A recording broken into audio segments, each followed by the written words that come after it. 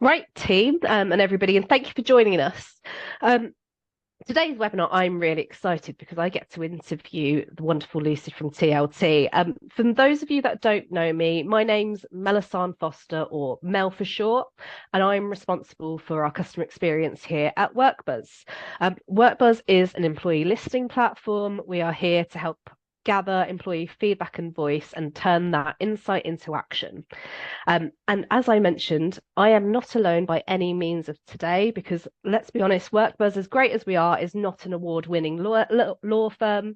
And it's very easy for us to do hybrid as a tech company. So what I want to do was get Lucy to introduce herself. Lucy, welcome to the webinar and thank you for joining me. Thank you so much, Mel, and what an introduction straight off. Yeah, my name is Lucielle Cartwright, Lucy for short. It's much easier for people to remember. And I am the head of Organisational Development at TLT, looking at how we make sure that we drive engagement, we have the right culture, and that we're creating a workplace that people are absolutely able to succeed in. Brilliant, brilliant. And during this webinar, what I'll be doing is mostly interviewing Lucy and asking her a lot of questions on your behalf. But what is really important to note for everybody that is sat there attending is that there is a Q&A box where you can absolutely ask some questions.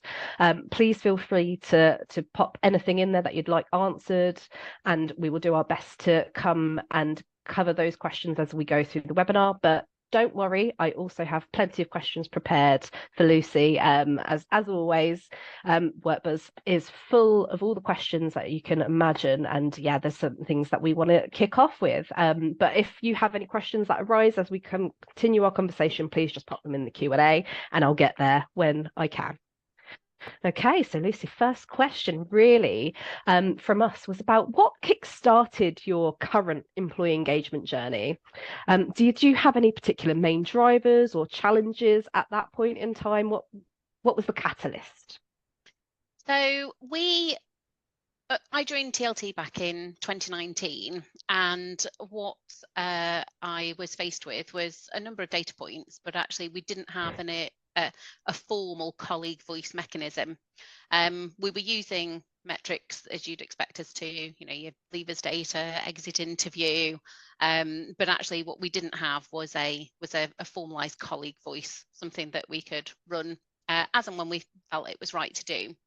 So we'd reached out to WorkBuzz and actually started to have some conversations, as I say, back in 2019, late 2019.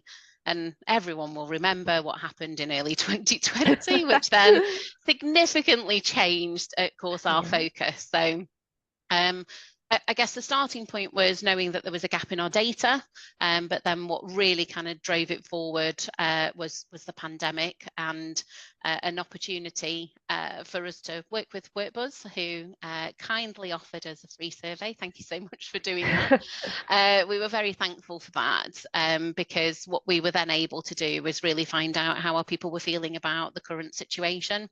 And, as a workplace, what we were then able to do. So, that very first survey was very much about well-being, health and safety, and making sure that we were putting in the right precautions for our people.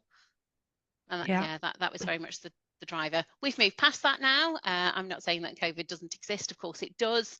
But actually that was really the catalyst for us to start working with you.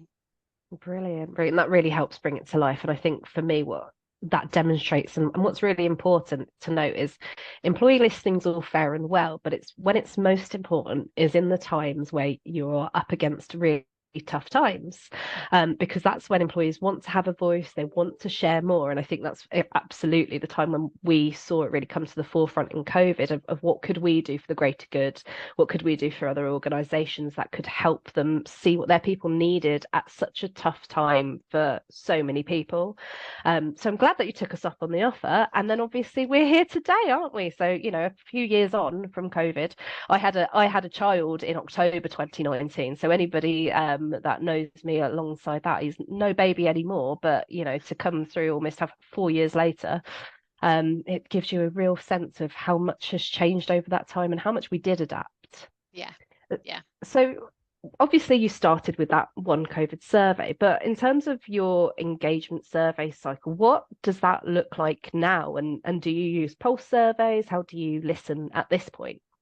Yeah, so we do. So we have our approach to employee engagement takes place, I guess, annually. But as you say, we do use the pulse surveys as and when we need them. So we focus largely on three areas to drive engagement at TLT. So that's on engage, empower, and enable. So those are probably three words you'll hear me continue to use throughout this session. Apologies. Brilliant. Engagement is very much around making sure that our colleagues are passionate about their work, that they agree with the values that we have, they're aligned to their own values, that they feel included and that their well-being is taken care of. So, that hygiene factor of being, safe and well at work still exists. But that is also added into empower, so making sure that colleagues are given the opportunity to really express concerns, what's going on, what's working, and also have an opportunity to make suggestions of how we can improve it if things aren't quite right. And then that final one around enablement is just making sure that people have got the right resources, they're given the right direction, they have the right working environment for them to be able to perform optimally. And I guess all three of those areas we know kind of form the basis of our engagement survey, and we run that annually. So we run that in October. We have done ever since we took you up on the free offer. So for us at the moment, we're just getting ready to double check the questions that we're asking. Are they still right? Are they still relevant? We don't like to change them too much because we do like to understand how we're progressing. So we tweak them occasionally, but as I say, they're not wholesale change, but we will review them. We want to make sure that they're still right. And we then will send that out to all of our colleagues. Whether they're still in work, on extended family leave, we have a number of people who will do comments with our clients. So again, we make sure that they've all got the link so that we can really get everybody's thoughts and experiences. And as I say, we'll do that once a year. Yeah. And then we do ad hoc ones as and when there's a need and there's a requirement to do it. So we've done a couple already this calendar year. So we did one at the beginning of the year, which was to support our sustainability agenda. We were wanting to understand how people, what their commuting behaviours were. So we did a pulse survey there. That's probably something that we'll run again, because again, we want to understand what's changing. How does that impact our sustainability agenda? And then our most recent one was actually in the summer. So as a law firm, we are regulated by the SRA, and the SRA require us to report on our diversity data every 2 years. So this was the first year that we utilised WorkBuzz to enable us to capture that data, which was fantastic. We as I say, we're regulated, so we have to do it every 2 years. That's something we've always done. But using WorkBuzz for us just made it really easy in terms of understanding that data.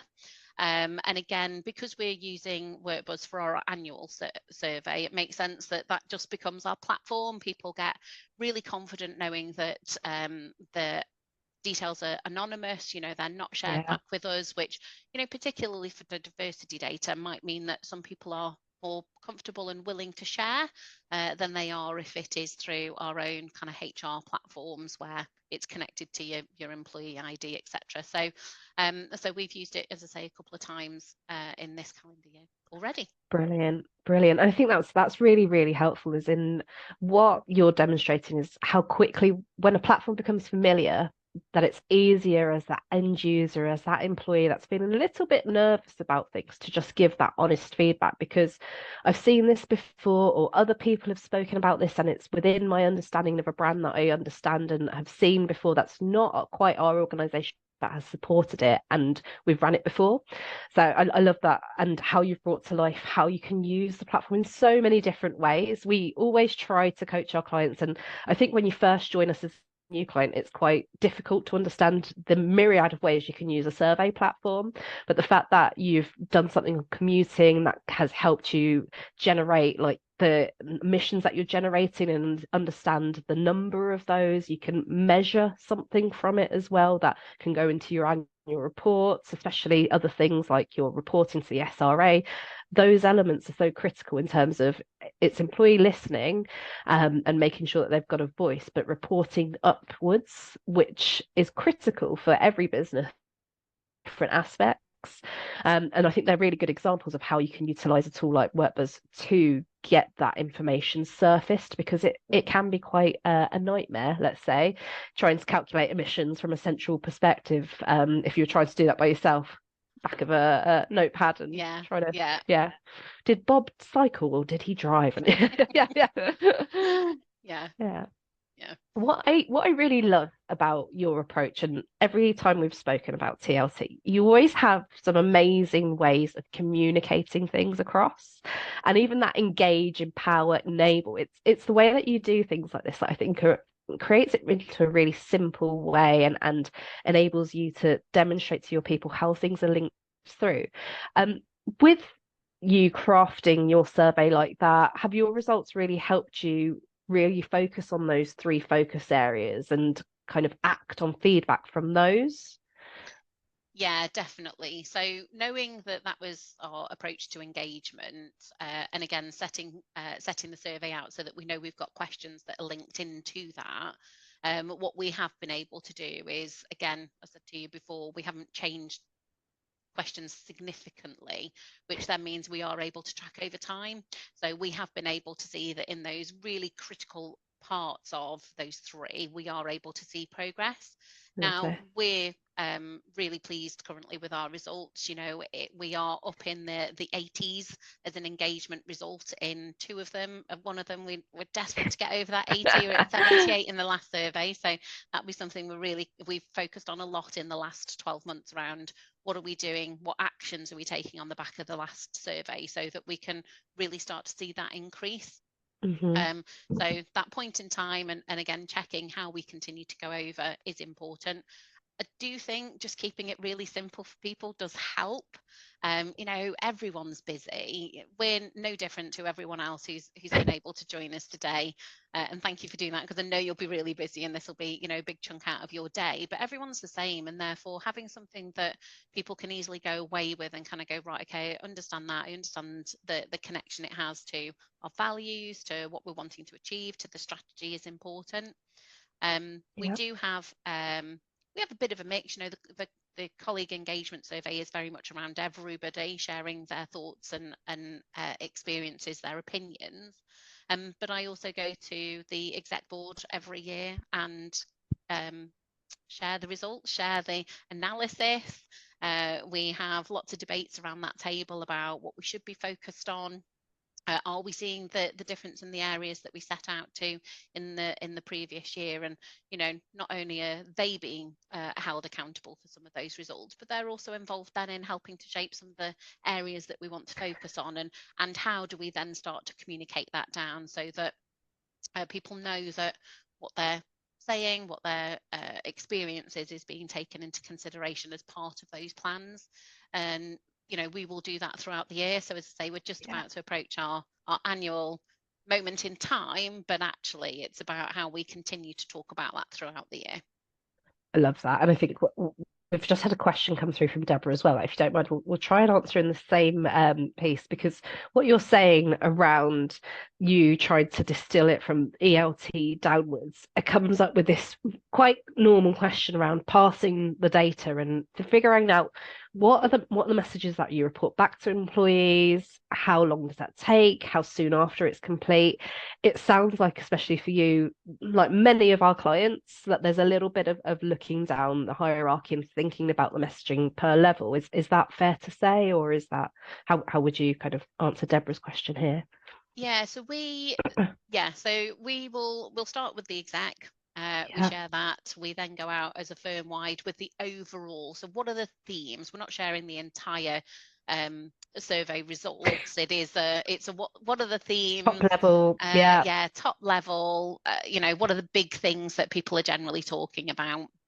So that happens pretty quickly, actually. So we'll close ours in November. We do our analysis throughout November, and we go straight into exec early December. So we try and move quite quickly to make sure that there isn't a huge gap between us asking for information and going back to say, well, this is what you've said. So we try and move on that quite quickly. We then do quite a lot of breakdown. And again, WorkBuzz is fantastic because it gives us that flexibility to look at varying different groups. So, we can have a look at all of our lawyers. What are our lawyers saying? Is that slightly different to those that are in business services? Is there location differences? So again, what is a particular, and, we'll produce reports for all of those varying options. What are the groups saying? Yeah.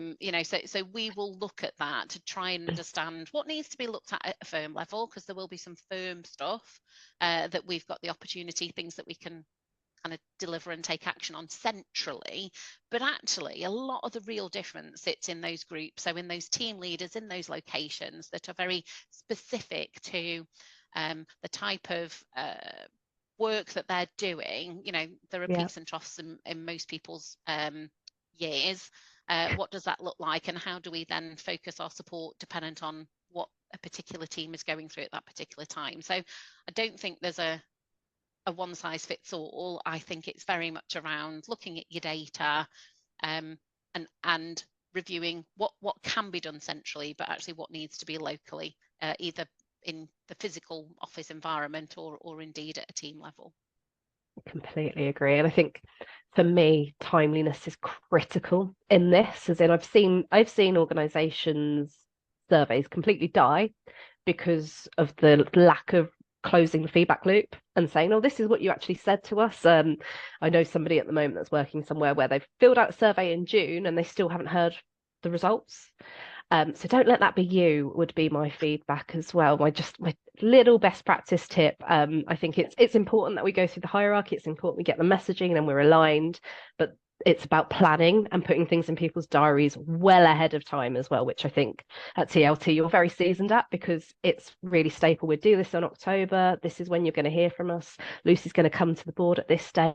So the more that you can kind of take that best practice leaf of being organised, the better you'll be.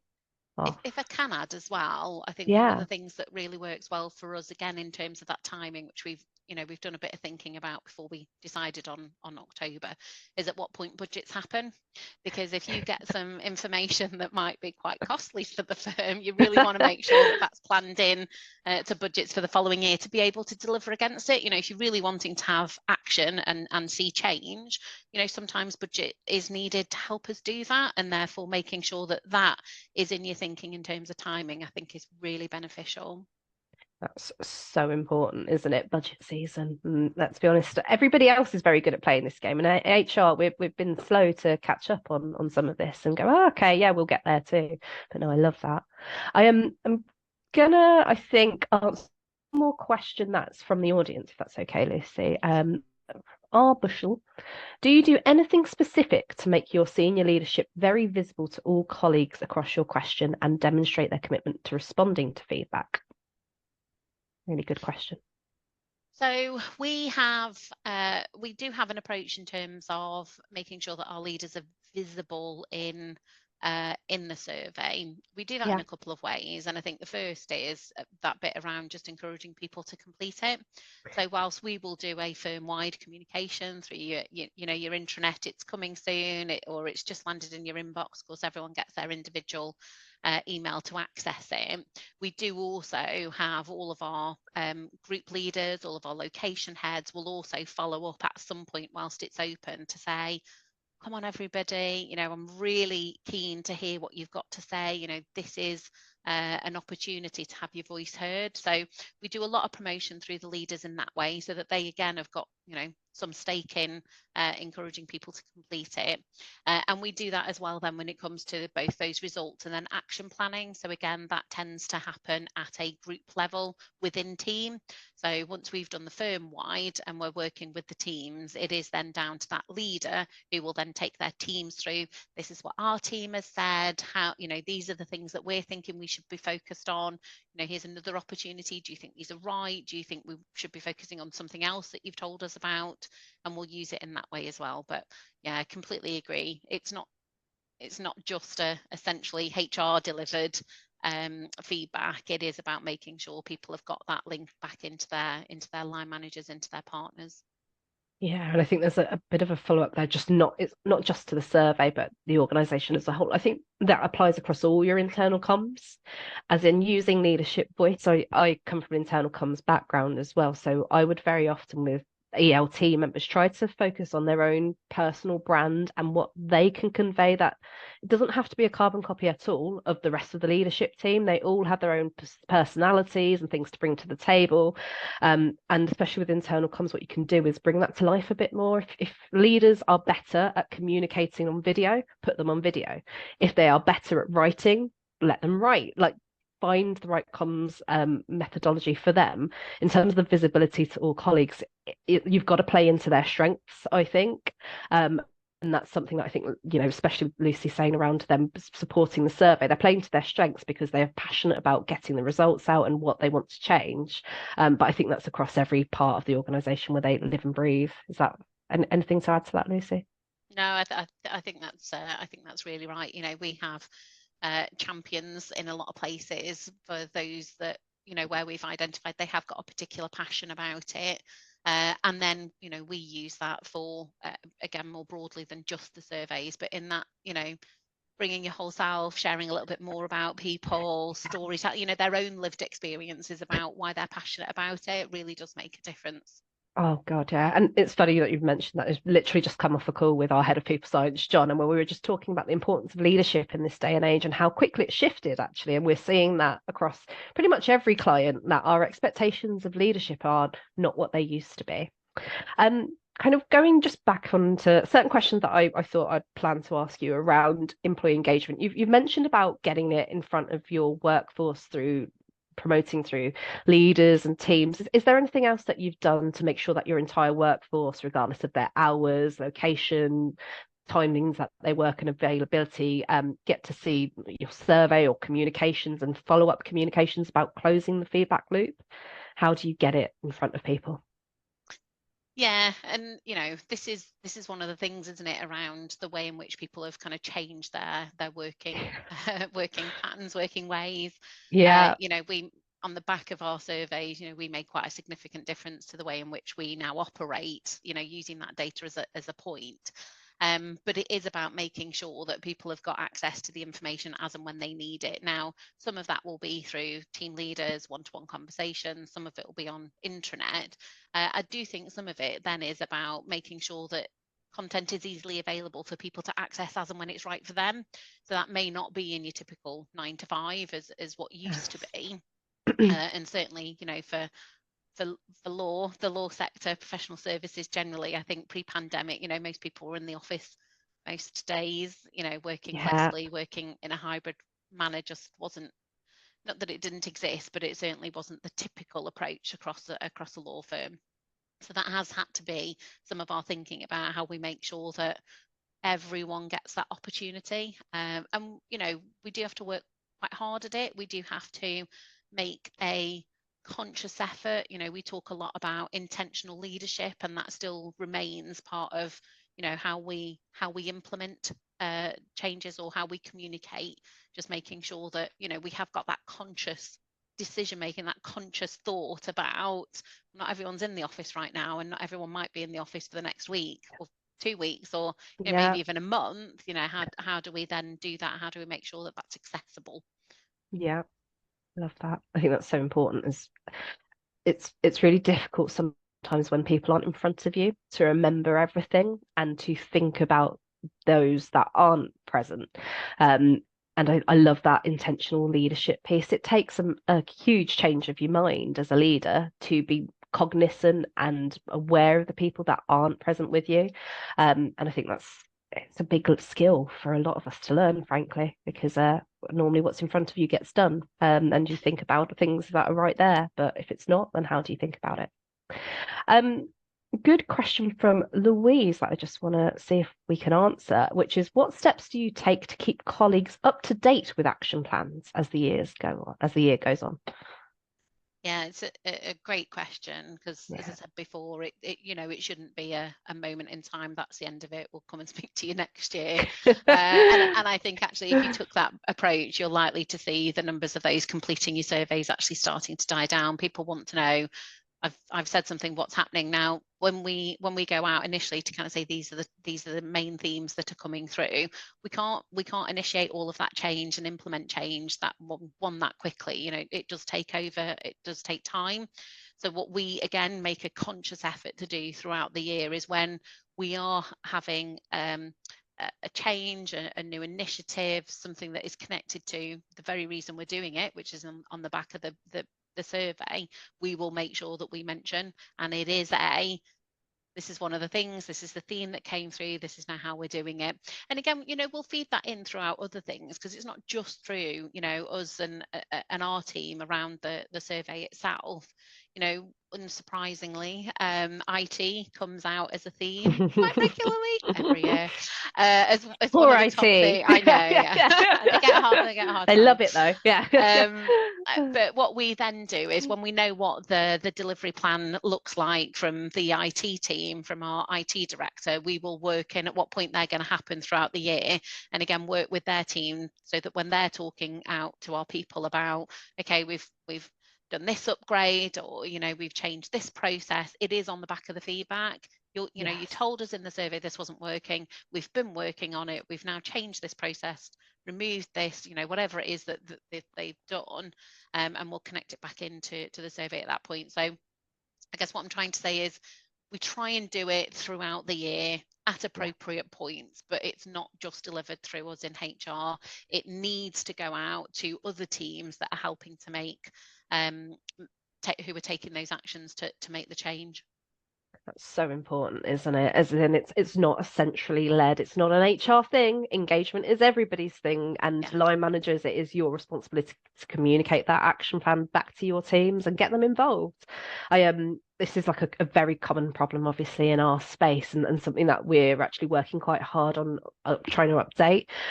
So those of you that are part of the customer newsletter, you'll see some things coming out soon, but we are trying to update that within our platform to make it even more accessible as well, because this is just such a common challenge, isn't it? The you said, we did, how do we keep that? How do we collate it? And for different organizations, it should quite rightly look different, but let's make it simple as possible to get there in terms of actions. But no, that's really helpful. Thank you, Lucy, for your insights there. Um, Something I just wanted to ask you was about, you've made a lot of changes. You've obviously listened to your employees, you're using their voice to pivot what you do, to think about their experience and do your best by them. What impact would you say taking action against their voice has made? And is there anything that's really made you proud about what you've done in your time there? Uh, yes, most definitely. So as I say, data for us is it's a critical part of decision making. We can have some thinking, have a bit of a gut feel, a bit of conversation. This is generally what people are saying. Data needs to be part of that, and making sure that we've got our colleagues having that opportunity to talk about what's working, what isn't. We take that very seriously. We want to make Yeah. sure that we continue to include that. So as I've shared before, we made quite a significant change to our approach to flexibility on the back of the surveys. What was the survey telling us? And throughout the pandemic, as with everybody, our working lives changed quite Yeah. significantly. But what the data told us is that our people loved it. Yeah. They had a great amount of trust. They felt trust, they felt empowered to be making the right decisions, not only for them and their team, but also for the client. How are we making sure that we're delivering for the client, and actually giving people that flexibility really enabled that in a way that we hadn't seen before. So all of the data points said we need to take this a little bit seriously. What we can't do when all of the restrictions lift is to say, right, we need to come back into the office 4 or 5 days a week as you were doing before, because actually that's not what our people were telling us that they wanted or needed. So we introduced what we call TLT World, which is very much around giving people flexibility in their hours, their location and their environment, just to make sure that they can deliver them for the client, what works best for you. And that may well be that it's working from home on a particular day, you know, you're wanting to Yeah. get your head down, you've got a report that you're writing, and the right environment for you is really quiet, no distractions. But equally, it may well be that you're doing the same report, but working from home isn't right for you. You know, you haven't got Yeah. that setup at home that allows you for that space, and therefore you might want to go into the office to do that, or you might want to work from your client's office. You know, our clients don't work 9 to 5, so why on earth would we work 9 to 5? You know, that's not reality. So, you know, just giving people that opportunity to have that flexibility, I think, is really important. But for us, you know, as I said, it's not just about working from home. It's not just about the 9 to 5 and working flexibly. It is also around the environment. So we've spent, again, on the back of the data, on the back of what the surveys told us, making sure that our workplace, where we can, has got some design thinking in it around how to get the most from our people. So I know I've shared before in conversations you and I have had, Yeah. but we have something Love called the this. 4 C's. Yeah. Yeah. So we have in our workplace an area that has that's designed around people working collaboratively, working as a community, a place for concentration, and also a place for contemplation. So we've kind of put that thinking into the physical design of our offices, because, you know, not everyone can work from home or work in a client office all the time. There are times in which, and teams in which, actually do need to come into the physical office more than others. So giving people, again, that flexibility to choose where they're working based on what they're doing, even whilst they're in the office, actually becomes important, because, again, you're putting that decision in the hands of your people. You're giving them the opportunity to decide what works for them, to be able to deliver. And, you know, that bit around what are you most proud of, I'm really proud of the feedback that we get about TLT World, because it was a decision taken on the back of the surveys that we ran initially. It's always one of the top 3 reasons in our what's great about working for TLT that our people tell us. You know, they Yeah. constantly say, you know, the flexibility that TLT World gives me is what makes a difference. It what I feel now that I have more autonomy over when, where, and how I work, and the impact then that has is, you know, work-life balance, better Yeah. well-being.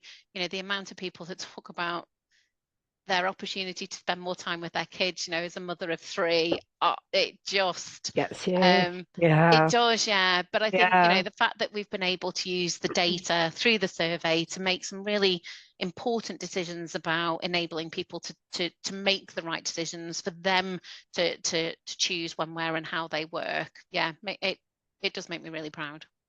Good, good, and rightly so. I think it's a brilliant thing to have. It's treating people like adults, rightly so, and that they are empowered to do what they need to do, where they need to do it, and however they need to do it, and that they're all not in one vein. As in, if you're this role, you have to be here for this type of work. It's not as prescriptive as that, which I have seen elsewhere. But I like that idea of the 4 Cs. Again, I props to your internal comms team. It's a really great way of making it really simple to think about ways of working and how you work together, and making sure that you're focused on different things, and that you're going to need different things depending on the type of environment you need, depending on the work that you're working on. So yeah, fantastic to see that kind of coming to the forefront. We do have a couple of questions come through. This sits really nicely. Both of them actually sit quite nicely with my final question, which is about best practice tips and practical tips. But if we maybe start with a best practice that you can share, about creating a very empowering culture. How have you done that? I think the 4 Cs and TLT world surely probably fits into this. You might have already answered a little bit, but is there anything else outside of TLT world that you can think of that's created that? And one thing I would also question is almost how how have you done that through line managers? Because that's a whole different battle for a lot of us. Yeah. Yeah, it is. Yeah. And you know, I think I'll start this with, I'm not going to suggest that we've cracked it in its entirety. You know, we are still learning, we are still evolving. And I think, you know, there's a part of that which is just about understanding a little bit actually of generational differences. You know, we have an approach to work from those that have been in our workplace longer, that work is a physical place that I go to, whereas our younger generations are telling us that actually work is a thing. It's not something that I go to, it's something that I do. And therefore, making sure that that is in our thinking around both how we support our line managers, but again in terms of how we then communicate through with our people. I think TLT World is a large part of what we've done to help create that culture. I would say the other part from it is that consistency, because I think sometimes it can be, and it can be a little bit nerving when you're hearing most other workplaces are adopting something very different than we Yeah. have, to kind of go, should Are we doing the right should thing? we should we have that? Yeah. We're completely misreading something here, I think. But just to again go back and have faith that your data points will tell you whether you're getting it right or whether you're getting it wrong. And I think that then feeds into the other, because it's then that continual, well, we continue to trust our people continue to deliver, well, we'll then continue to trust our people, and our people then find that really as I say empowering to then be able to do it. One of the ways, I guess, a practical way, if I can share it, is we have now worked through our business partnering team to have team charters. Nice. So, sitting down as a team and kind of working out what works and what doesn't. Because as I say, it's not just about what's right for the individual. It needs to be right for the team. It needs to be right for the client. So having those really open dialogues about, well, how does this work for us? One of the things that I learned very early on in the pandemic is something called a wet signature, which is really important in real estate. So there needs to be a wet sign, and therefore you physically have to go into the office to do that. So as I say, some teams do go in more than others, but the team charter, I think, is a really practical way that we found worked for us, about having that open dialogue, that agreement amongst the team about who needs to be in to make sure the wet sign happens. There you go. Yeah. No, that's so important. Again, it's treating them like adults and empowering them to make those decisions about the right workflow for their team. I think that makes a huge difference to people as well. And when it comes back into like the metrics, you're going to retain people, you're going to attract people because people have heard about how great this is around that flexibility and that choice.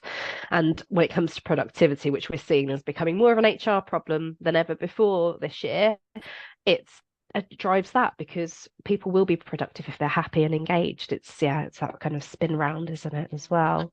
Absolutely. The latest details out from Gallup shows that when you get those three right, you're engaged, you're empowering, you enable, you're likely to lead to 17% increase in productivity, 21% increase in profitability, and also a 24% reduction in turnover. So the stats really do show that this is important. This is really important stuff. Absolutely. And this is it. And regardless of your business KPIs, it will affect at least one of them or several of them. It's just thinking about the right business KPIs, and I think that's something that we try to work with people to map out and demonstrate. Look, there is correlation there to see. Yeah. Great. One question I didn't quite get to, but I definitely have it here, is everyone agrees that surveys are useful. Good. Thank you all for joining the webinar. But how do you overcome the potential for survey fatigue? Really important question. Again, a common question that we get at WorkBuzz as well. What are your thoughts, Lucy? How do you avoid it at TLT? Yeah, that's a great one, actually, because the amount of times people come to us and kind of go, we use WorkBuzz, want to do a survey, can I use WorkBuzz? And we kind of have to go back to just asking some really kind of foundational questions. What are you hoping to achieve? What data have you got already? What we tend to find, actually, when we start to ask these questions, is that data probably exists already through surveys or other data points. I also always go back to what would you do with the results? Because there's sometimes people are asking a question that they might not want to know the answer to, because they're not actually going to change anything. And do you know what? Sometimes sometimes it's okay not to change everything. You know, our approach with our survey is we can't change everything and we're not going to change everything, but to make sure that we're really comfortable with our decision and we own that decision and we let people know why. So one of the questions I'll go back and ask is, what are you hoping to achieve? Why are we doing this through a survey? What other options have you got? Who's it going to? How long is it going to? You know, there's a bunch of other kind of standard questions like what's your comms? Because people don't just like it dropped in. But we do push back on quite a few actually. But what we tend to find is that, you know, those that have come to us for it go away really happy because actually they've managed to get what it was that we're looking for without going down a survey. I think a survey can sometimes just be an easy out, which actually doesn't then deliver what they were hoping it was going to. Agreed. And I think you have to be quite strong gatekeepers of a product like WorkBuzz because it can be used and overused. And we've seen different parts of the market where people are sending weekly surveys just like, are you okay? And what are you going to do with that? That's the question. That's the ultimate question.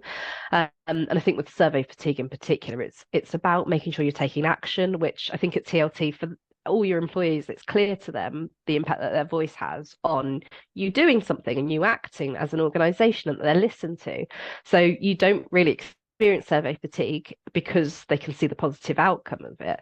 But if people are giving you their voice and you're not doing anything about it, that's when we see response rates drop and things dip in the generic market. But yeah, it's about doing the right things for the right pace of change for your organization. Yeah, absolutely. And we wouldn't want to take away from, you know, the annual engagement survey is our survey. Yes. So, you know, we really make sure that people, well, you know, it may well be that we flex and we add a question in if we feel that we're not getting that. You know, we can absolutely do that. But that is, I think, part of the reason why we've seen our response rates increase. You know, when we first did our very first one, we had a completion rate of 62%. We're now up at 73%. And that is even taking into consideration that we're a third bigger than we were when we first started it. People know that their voice is heard, action is taken, and we're doing something about it. And we don't want to knock that. So making sure that, you know, surveys have purpose, they're well timed, they're well thought through becomes really critical because we don't want it to impact that. Brilliant. That's amazing. Thank you. Just a final question. Do you have any final tip or advice that you want to leave for others to improve their employee engagement? Any final wise words from Lucy? I don't, if I my final bit, I think, would be one of the things that we've done, and you know, it's about making sure that you've taken into consideration what's right for your own organisation. But one of the things that that we've done is just make sure that when we're looking at the feedback, that we have a good balance between going after those things that are going to have the biggest impact and those that are quick and easy to implement so that we can demonstrate we've listened and we're taking action. We don't take a let's focus all on one or the other because in actual fact we need to be hitting both. What I say we tend to find is those big ticket items, those things that are really going to make quite a big impact for our people do take a bit of time to implement. And therefore being able to demonstrate that we have listened and we are making change and taking action becomes really important to do those perhaps smaller, easier, simpler changes back into the firm. Yeah, agreed. Pick off that low-hanging fruit whilst you're going for that juicy fruit at the top of the tree. Absolutely, yeah. Brilliant. Well, Lucy, I have to say a massive thank you on behalf of myself and the whole WorkBuzz for being, well, the whole panel and leading our webinar for us and answering all these wonderful questions we've had. You've been absolutely brilliant, and I don't think we'd have ever got that level of insight unless we'd have asked you to come and join us and share that directly. So I really, really appreciate your time today. Thank and you I'm sure everybody's done too. Oh, no problem. For those of you that are attending, just a big thank you for listening. As Lucy quite rightly said, we know everybody's really busy in this day and age, and we appreciate you taking some time out to come and spend it with us. There will be a webinar recording, there will be slides available, and that will follow in the next 48 hours. Good old marketing, they are swift at WorkBuzz. There'll be an invitation as well to our next webinar, or if you're still on the line with me, you can scan the QR code in the top right that you can see on this slide. The next webinar will be led by myself and our CEO and CEO and founder of WorkBuzz, Steve Frost, and we're going to be covering the State of Employee Engagement 2023. We've run a research paper and been able to unearth HR professionals' top priorities and challenges for this year. So really interesting one that hopefully you can come and listen to. And of course, if you ever have any questions for us, if you need anything following this webinar, or you have any follow-up questions for myself or Lucy, who I'm sure we can contact after, just email hello@workbuzz.com and we'll be back in touch.